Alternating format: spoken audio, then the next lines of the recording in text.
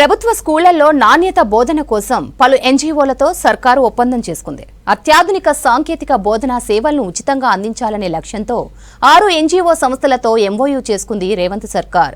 ఇటు జూబ్లీహిల్స్ నివాసంలో ముఖ్యమంత్రితో భేటీ అయ్యారు కేంద్ర మంత్రి జయంత్ చౌదరి. స్కిల్ వర్సిటీకి మద్దతు ఇవ్వాలని కోరారు రేవంత్.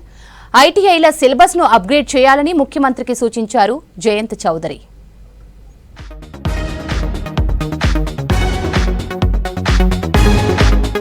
ప్రభుత్వ బడుల్లో చదివే విద్యార్థులకు అత్యాధునిక సాంకేతిక బోధనా సేవలను ఉచితంగా అందించాలనే లక్ష్యంతో 6 ఎన్జీఓ సంస్థలతో ఎంఓయూ చేసుకుంది రేవంత్ సర్కార్. జాతీయ, అంతర్జాతీయ స్థాయిలో పేర్పొందిన ప్రముఖ సంస్థల భాగస్వామ్యంతో ప్రభుత్వ పాఠశాలల్లో అధునాతన ఎడ్టెక్ సదుపాయాలను అందించనుంది సర్కార్.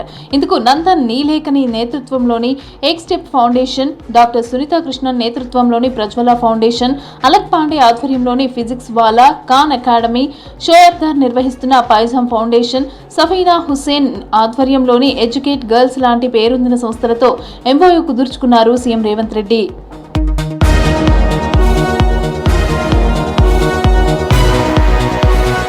విద్యా నాణ్యత ప్రమాణాలను మెరుగుపరచాలన్న ముఖ్యమంత్రి ఆలోచనలకు అనుగుణంగా ఎన్జీఓలతో ఒప్పందం చేసుకున్నట్లు ప్రకటించింది ప్రభుత్వం. ప్రజాప్రభుత్వం అమలు చేస్తున్న కార్యక్రమాలు, పథకాలకు ఆకర్షితులై రాష్ట్ర ప్రభుత్వంతో కలిసి పనిచేసేందుకు ముందుకు వస్తున్నట్లు వివిధ సంస్థలు తెలిపాయి. నందన్ నీలేకని నేతృత్వంలోని ఎక్స్టెప్ ఫౌండేషన్ కృత్రిమ మేధ ఆధారిత ప్లాట్ఫారంతో 540 పాఠశాలల్లో పనిచేస్తోంది. ఇకపై 33 జిల్లాల పరిధిలో 5,000కు పైగా ప్రాథమిక పాఠశాలలకు విస్తరించనుంది. పాఠశాల స్థాయి నుంచే పోటీ పరీక్షల దృక్కోణంతో విద్యార్థులకు ఉచిత శిక్షణ ఇవ్వనున్నాయి ఎన్జీఓ సంస్థలు.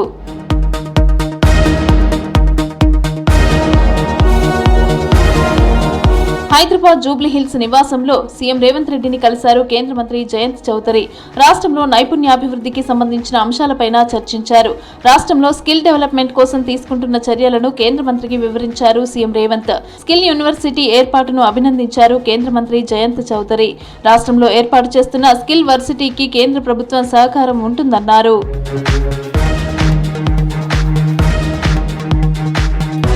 రేపు అందుబాటులో ఉన్న మంత్రులతో కీలక సమావేశం నిర్వహించనున్నారు సీఎం రేవంత్ రెడ్డి.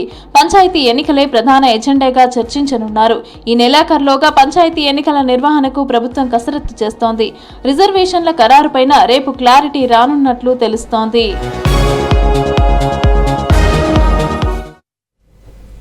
సోమవారం సీఎం రేవంత్ రైతు నేస్తం కార్యక్రమాన్ని ప్రారంభిస్తానన్నారు మంత్రులు.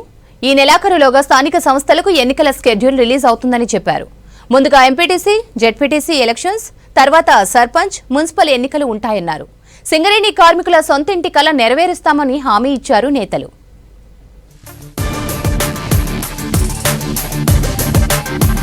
రేపు సాయంత్రం జయశంకర్ వ్యవసాయ విశ్వవిద్యాలయంలో 1034 రైతు వేదికల్లో రైతు నేస్తం కార్యక్రమాన్ని సీఎం రేవంత్ రెడ్డి ప్రారంభిస్తారని తెలిపారు మంత్రి తుమ్మల నాగేశ్వరరావు.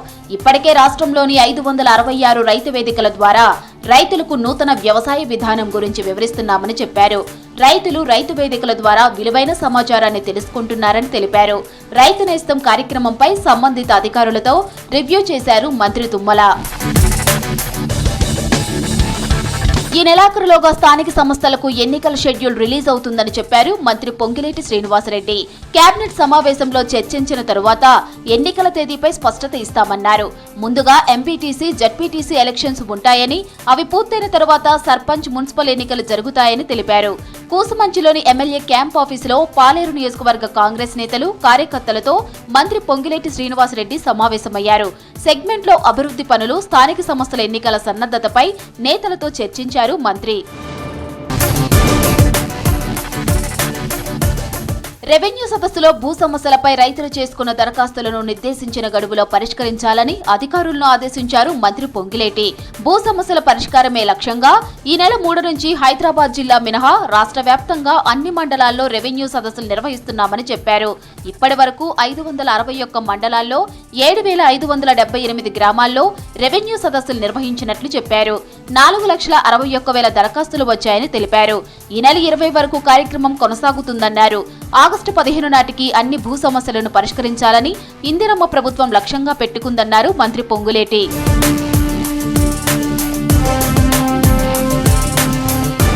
సింగరేణి సింగరేణి కార్మికుల సొంతింటి కల నెరవేరుస్తామని హామీ ఇచ్చారు మంత్రి వివేక్ వెంకటస్వామి. తన తండ్రి కాకా వెంకటస్వామి నిరంతరం కార్మికుల సమస్యలపై పోరాడేవారని గుర్తు చేశారు. సింగరేణి సంస్థతోనే పెద్దపల్లి పార్లమెంట్ నియోజకవర్గం అభివృద్ధి చెందుతుందని చెప్పారు. 100 కోట్లతో చెన్నూరు నియోజకవర్గంలో అభివృద్ధి పనులు జరుగుతున్నాయంటే సింగరేణి డిఎంఎఫ్టి సిఎస్ఆర్ నిధులతోనే అని చెప్పారు. మంచిర్యాల జిల్లా మందమర్రి మండలం V1 గెస్ట్ హౌస్ లో ఏఐటియుసి ఆధ్వర్యంలో మంత్రి వివేక్ వెంకటస్వామికి ఆత్మీయ సన్మానం చేశారు నేతలు. నేను ఎమ్మెల్యే అయిన తర్వాత సుమారు 100 కోట్ల రూపాయలు మన చెన్నూరు నియోజకవర్గంలో ఖర్చు పెట్టడం జరిగింది. ఈ నిధులన్నీ కూడా ఎక్కడి నుంచి వచ్చినాయి? ఈ నిధులన్నీ కూడా మన సింగరేణి సంస్థ ద్వారా డిఎంఎఫ్టి సిఎస్ఆర్ ఫండ్స్ నుంచి రావడం జరిగింది. అంటే మన భవిష్యత్తు, మన ఈ కాన్స్టిట్యుయెన్సీస్ భవిష్యత్తు అంతా కూడా సింగరేణి సంస్థ మీద ఆధారపడి ఉంటుంది. హనుమకొండ జిల్లా భద్రకాళి చెరువు పూడికితీత పనుల్లో నిధులు దుర్వినియోగమయ్యాయనే ఆరోపణలను ఖండించారు వరంగల్ పశ్చిమ ఎమ్మెల్యే నాయిని రాజేందర్ రెడ్డి. టెండర్లు ప్రకటించినా ఎవరూ ముందుకు రాకపోవడంతో పనులు ఆలస్యమయ్యాయని తెలిపారు. బీఆర్ఎస్ నేతలు సామాజిక ఉగ్రవాదులని మండిపడ్డారు నాయిని. కేటీఆర్ హయాంలోనే నిధులు దుర్వినియోగమయ్యాయని ఆరోపించారు ఎమ్మెల్యే నాయిని. అయినా మా చిత్తశుద్ధితోటి టెండర్లు పెట్టి ఇది అలా కమిషన్, అసలు టెండర్లు ఇది కానప్పుడు కమిషన్ ఎడికలు వచ్చింది. టెండర్ అయిపోయాక డబ్బులు ఎక్సెస్ వచ్చిలో ఇంకేదో జరిగిందంటే అర్థం ఉన్నది మాట్లాడితే. మీ దాంట్లో ఎక్సెస్ పెట్టుబడి తీస్తో మా దాంట్లో లెస్ పోయిందంటో తిన్నది మీరు మా మీద మాట్లాడితే మీరు ఎవరికి జవాబు చెప్పాలి? ఇది అంటే మాట్లాడటానికి ఇక్కడ ఏమీ లేవు. కాబట్టి ఒకటే ఒక గుడ్డ కాల్చి మీది తిన్నట్టు కథం. సంతోషం లేని జీవితం ఎన్ని సంపదలున్నా పరిపూర్ణం కాదన్నారు డిప్యూటీ సీఎం భట్టి విక్రమార్క. వ్యక్తిత్వ వికాస నిపుణులు టి వేణుగోపాల్, రచయిత జర్నలిస్ట్ విజయార్కే కలిసి రాసిన వ్యక్తిత్వ వికాస రచన హ్యాపీ లైఫ్ మీ ఆనందం మీ చేతుల్లో పుస్తకాన్ని ప్రజాభవన్లో ఆవిష్కరించారు భట్టి. ప్రస్తుత పరిస్థితుల్లో సమాజానికి ఇలాంటి పుస్తకాల అవసరం ఉందని అన్నారు. రాష్ట్రంలో 5 రోజుల పాటు వర్షాలు పడతాయని తెలిపింది హైదరాబాద్ వాతావరణ శాఖ. సిటీతో పాటు ఉత్తర తెలంగాణలో ఎక్కువ వర్షాలు కురిసే అవకాశం ఉందని వాతావరణ శాఖ అధికారులు తెలిపారు. ఈదురు గాలులతో పాటు ఉరుములు మెరుపులతో కూడిన వర్షాలు కురిసే అవకాశాలు ఉన్నాయని ఐఎండీ తెలిపింది.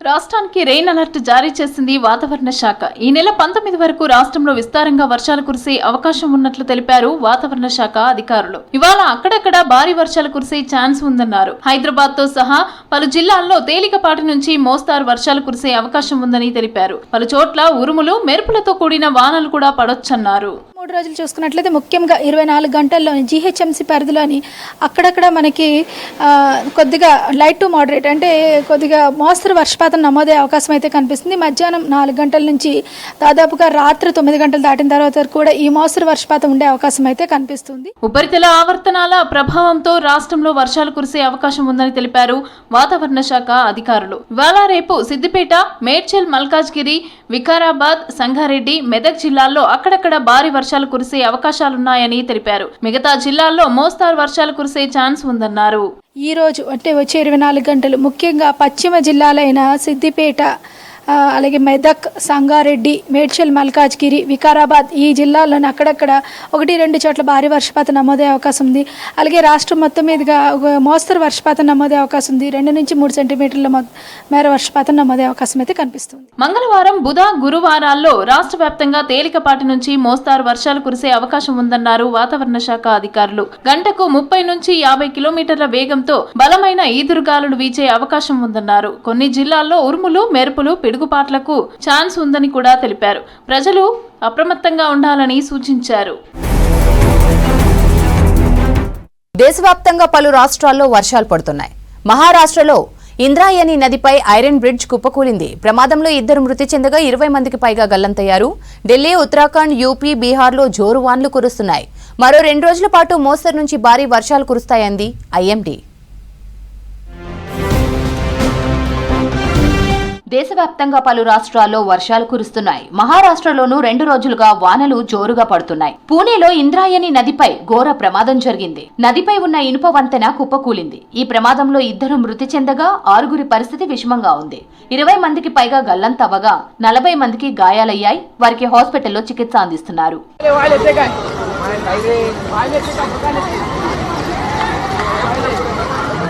పూణే జిల్లాలోని కుందమాల మంచి టూరిస్ట్ స్పాట్. ఆదివారం హాలిడే కావడంతో భారీగా పర్యాటకులు తరలి వచ్చారు. ఇంద్రాయణి నదిపై ఉన్న ఇనుప వంతెనపైకి ఒక్కసారిగా 100 మందికి పైగా చేరుకున్నారు. దీంతో ఇనుప వంతెన కుప్పకూలింది. అనేక మంది నదిలో కొట్టుకుపోగా కొందరిని స్థానికులు రక్షించారు. ఘటనా స్థలానికి చేరుకున్న పోలీసులు, ఎన్డీఆర్ఎఫ్ సిబ్బంది సహాయక చర్యలు చేపట్టారు. మరోవైపు పూణేతో పాటు పింప్రి, చించ్వాడ్లో భారీ వర్షాలు కురుస్తాయంది ఐఎండీ. ఆ ప్రాంతాలకు ఆరెంజ్ అలర్ట్ జారీ చేసింది వాతావరణ శాఖ. ఢిల్లీ, ఉత్తరాఖండ్, యూపీ, బీహార్లో జోరు వాన్లు కురుస్తున్నాయి. ఢిల్లీలో భారీ ఈదురుగాలులతో వర్షం పడింది. 100 కిలోమీటర్ల వేగంతో గాలులు వీచాయి. భారీ ఈదురుగాలులతో పలు ప్రాంతాల్లో చెట్లు, కరెంటు పోల్స్, మొబైల్ టవర్లు కూలిపోయాయి. ఢిల్లీలో మరో 24 గంటల పాటు భారీ ఈదురుగాలులతో వర్షాలు కురిసే ఛాన్స్ ఉందని తెలిపింది వాతావరణ శాఖ. ఉత్తరాఖండ్లోనూ భారీ వానలు పడుతున్నాయి. కేదార్నాథ్ మార్గంలో భారీ వానలకు కొండ చర్యలు విరిగిపడ్డాయి. దీంతో ఒకరు మరణించగా ఇద్దరికి తీవ్ర గాయాలు అయ్యాయి. మరోవైపు డెహ్రాడూన్లో మోస్తరు వర్షం పడింది. రోడ్లపై వరద నీరు నిలవడంతో వాహనాల రాకపోకలకు ఇబ్బందులు ఎదురయ్యాయి. యూపీలోని గజియాబాద్, సంబాల్లోనూ జోరుగా వర్షాలు పడుతున్నాయి. కర్ణాటక, కేరళ, జమ్మూ కాశ్మీర్లోనూ వానలు పడుతున్నాయి. నిన్న మొన్నటి వరకు అధిక ఉష్ణోగ్రతలతో ఇబ్బంది పడ్డ జనానికి వర్షాలతో కాస్త రిలీఫ్ లభించింది.